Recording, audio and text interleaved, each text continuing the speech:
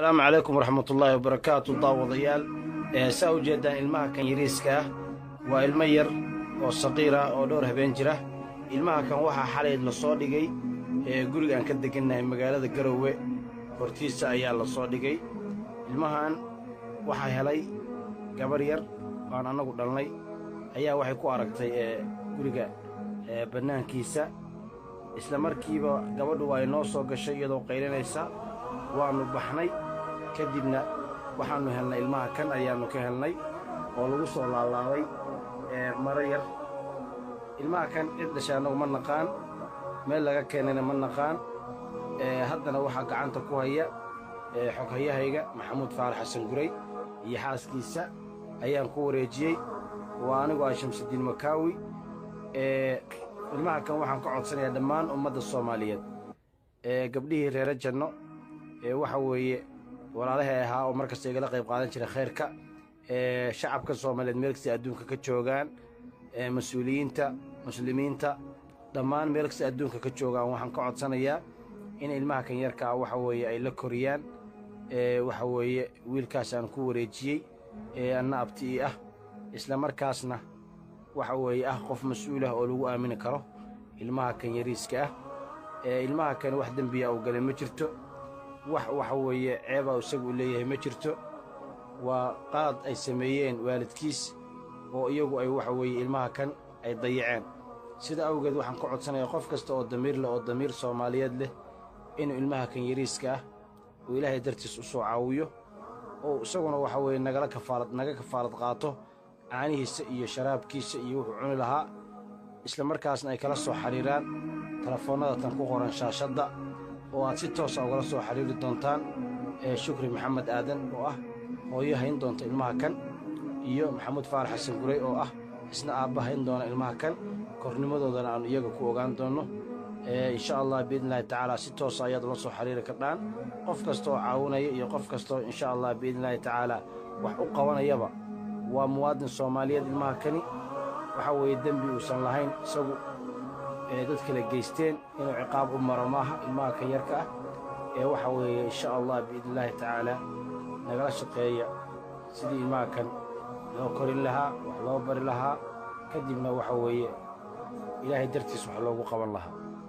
waxaad kala soo xiriiri kardhaan ilmaha kan telefoonnada shaashadda ku qoran iyo Maxamuud Faarax Xasan Guray iyo Shukri Maxamed Aadan. labadaa magac ayaad kala soo xiriiri kardhaaniin meel kastaad ka joogtaaniin caalamka. aad baadna u mahadsan tihiin. asalaamu calaykum waraxmatullah. ilmahan waa sida sheekhu idiin sheegay. waxaan doonaynaa wixii muslina inay nagala qayb qaataan korriimadiisa iyo insha allahu caanihiisa iyo waxtarkiisa. walaalayaal waa sida sheekhu idiin sheegay sheekh Makaawi. ilmaha kan waxa weeyaan annaga ayaa nagu ogtihiin sida ilaahay noola soo doontay.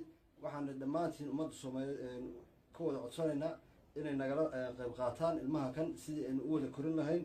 waa ilmo la dulmay, marka waa inu dhammaanteen aynu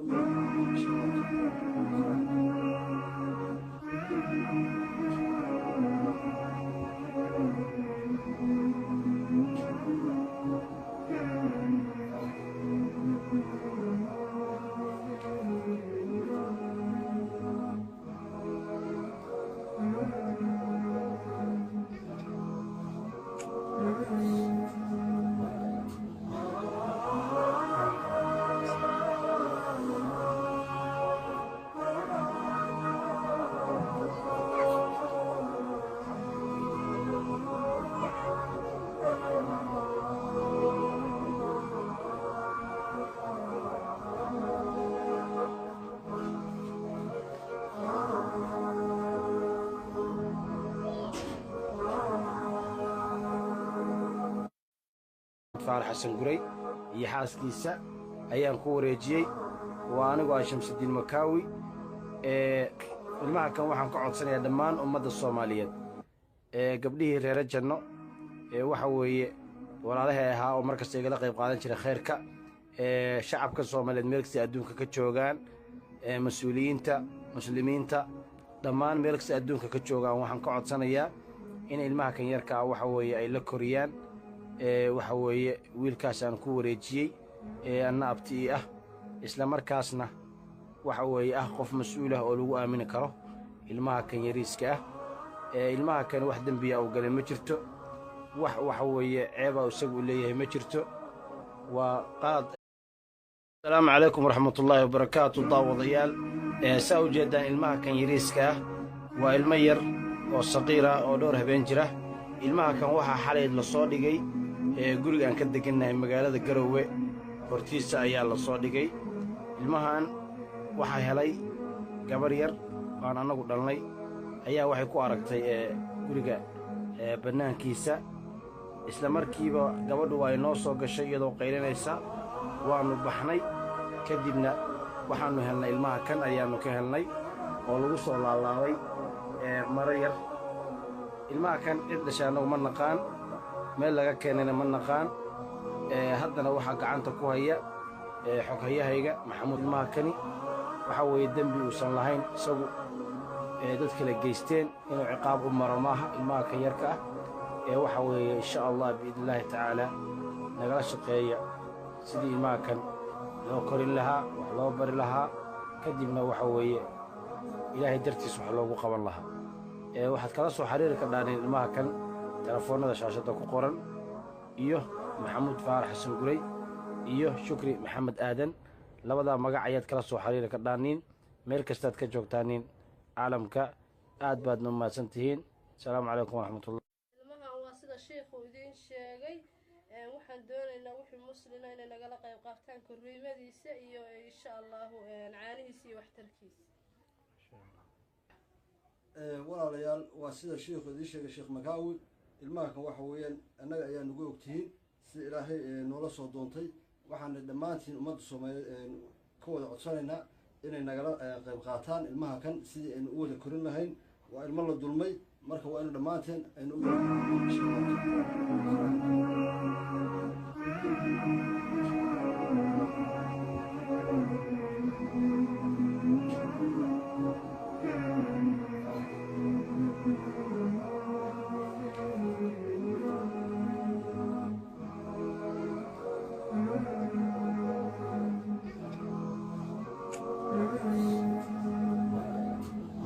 ay sameeyeen waalidkiis oo iyagu ay waxa weeye ilmaha kan ay dayaceen.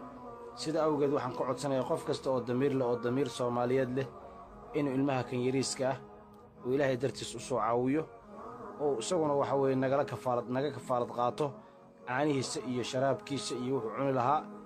isla markaasna ay kala soo xiriiraan telefoonnada tan ku qoran shaashadda oo aad si toos ah ugala soo xiriiri doontaan shukri maxamed aadan oo ah hooyo hayn doonta ilmaha kan iyo maxamuud faarax xasan guray oo ah isna aabba hayn doona ilmaha kan.